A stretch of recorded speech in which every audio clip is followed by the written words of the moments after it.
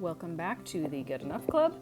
Today we are going to be reshelving all of these books that you're seeing because I had to be able to move the entire bookcase to access the water main to our house. Nothing bad happened, we just needed to have some work done on an exterior faucet. So what I'm doing to hopefully future-proof this a little bit is that I cut out the back panel of this Billy bookcase.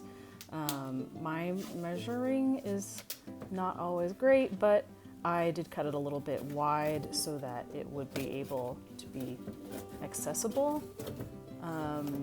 So I don't think you can see it here, but behind me is where that water main is, and I tried to make it fit so that we could just use that little tab of painter's tape, open it up like a little hinge, and hopefully I'll only have to take like 2 shelves of books off of this case in order to access it, rather than having to take every single book off and move the entire bookcase.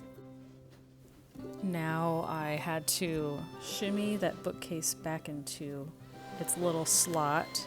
So not only behind this bookcase is the water main, but between this one and almost every single other bookcase along this wall is an outlet.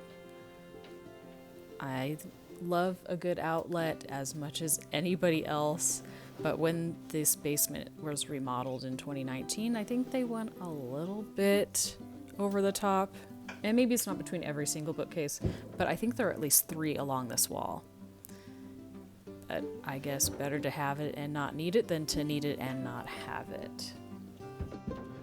I don't know that I really have a whole lot to say here, other than that from here on you'll be seeing me put the shelves back on the bookcase, and then eventually the books back on those shelves.